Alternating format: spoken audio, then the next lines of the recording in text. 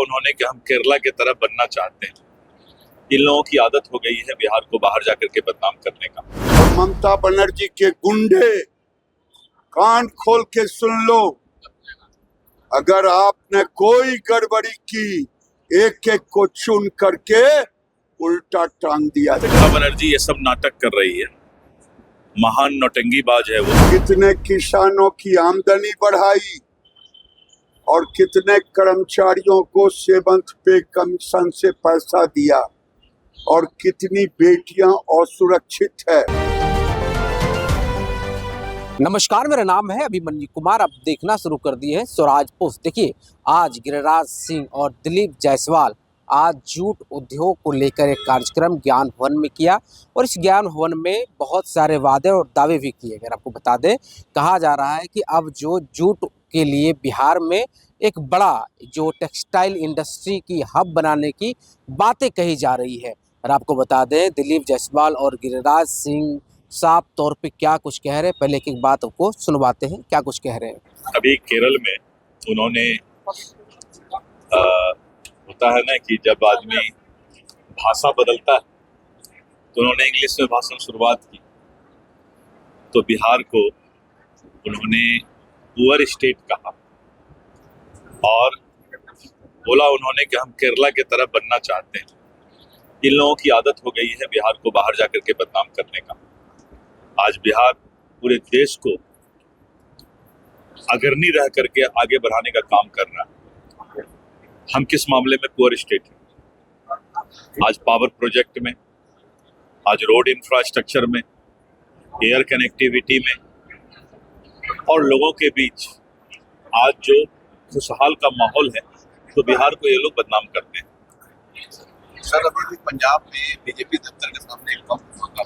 देखिए, इस तरह की घटना इस देश में कुछ ऐसे देश विरोधी ताकत हैं, या उसको कह सकते हैं आपकी एंटी सोशल एलिमेंट हैं, जो इस तरह की घटना पूरे देश में करते रहते हैं, लेकिन इन सबसे कोई फर्क नहीं पड़ता है। इस तरह की घटना होते रहेगी, समाज उसका प्रतिकार करता रहेगा।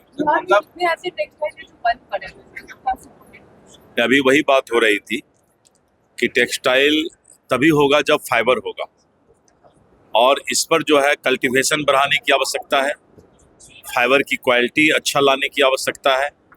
और आपने अभी देखा कि टेक्सटाइल के मामले में मधुबनी में 2 दिन पहले ही गिरिराज सिंह जी, माननीय मंत्री, भारत सरकार ने एक बहुत बड़े गारमेंट्स फैक्ट्री का उद्घाटन किया है। अब हम टेक्सटाइल के मामले में भी आगे बढ़ रहे हैं और प्रधानमंत्री जी से अभी हम लोगों ने अनुरोध किया है कि टेक्सटाइल पार्क भी, जो पहले पीएम मित्र पार्क था, उसको अभी पीएम टेक्सटाइल पार्क कहते हैं, वो भी एक बिहार को मिले, इसका प्रयास चल रहा है। सर, ममता बनर्जी ने केंद्र सरकार को चीफ मिनिस्टर से कोई लेटर लिखा है, नाराजगी व्यक्त की है वहाँ के तबादले। देखिए, ममता बनर्जी ये सब नाटक कर रही है, महान नौटंकीबाज है वो। जो उसकी टीएमसी की गुंडागर्दी है वो जमीन पर चल रहा है और ऊपर में वो घरियाली आंसू बहा रही है।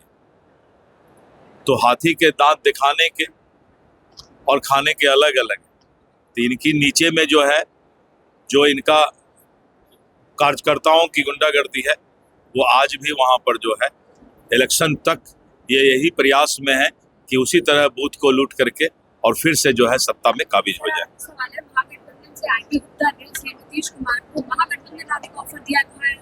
ऐसे लोग सब बोलते रहते हैं, बोलने में तो किसी को मना नहीं है। तो इसलिए जो है राजनीति में लोग सुबह सुबह सो के उठते हैं तब भी बोलते हैं, रात में सोए रहते हैं तब भी बहुत नेता लोगों को बोलने की आदत होती है, लेकिन वो बेचारे को पता नहीं चलता है कि सोए हुए में हमने क्या बोला है। तो नेतागिरी में ये सब चलता रहता है, कुछ सोए हुए बोलते हैं, कुछ जग के बोलते हैं। देखिए, नरेंद्र मोदी जी की सरकार, उन्होंने कहा है पूर्वांचल के विकास के बगैर देश का विकास नहीं। बिहार, झारखंड, बंगाल, उड़ीसा, आसाम, नॉर्थ ईस्ट, यहाँ टेक्सटाइल की कोई बड़ी यूनिट नहीं है। बंगाल में था, वो भी ममता जी के कारण पलायन कर गया। ऐसी स्थिति में आज एक न्यू एज फाइबर जूट को हम टेक्सटाइल के रूप में परिवर्तित कर रहे हैं। और जूट का फसल चक्र ऐसा रखा है कि जूट के बाद धान होगा और धान के बाद लीलन यानी तीसी फ्लैक्स, जो किसान को मिनिमम 1.5 लाख रुपए एकड़ की बचत होगी, 1.5 से 2 लाख।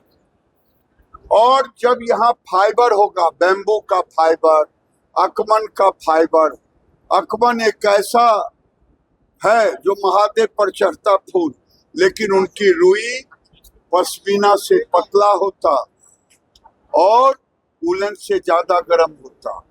तो वो होगा, रेमी होगा, लीलन होगा, बांस से बना फाइबर होगा। आने वाले दिन में टेक्सटाइल का हब ये पूर्वांचल। सर, पीएफसी ने अभी प्रेस कॉन्फ्रेंस के डरी को लगा था, वो लिस्ट निकाल रही थी, कैसे बिहार में भी वोटर का नाम था, उनका बंगाल में भी नाम है। वो उनमें हिम्मत नहीं है टीएमसी की सरकार में, जो अपना प्रोग्रेस रिपोर्ट बताए। ममता बनर्जी बताए कि 15 साल में कितने गरीबों को गरीबी रेखा से ऊपर ले गई, कितने गरीबों को घर दिया, कितने गरीबों को रोजगार दिया, कितने किसानों की आमदनी बढ़ाई और कितने कर्मचारियों को सेवंथ पे कमीशन से पैसा दिया, और कितनी बेटियां असुरक्षित है। केवल चर्चा करेगी बांग्लादेशी रोहिंग्या मुसलमानों का और एसआईआर का। इस बार ममता बनर्जी का हारना तय है और ममता बनर्जी के गुंडे कान खोल के सुन लो, अगर आपने कोई गड़बड़ी की, एक एक को चुन करके उल्टा टांग दिया।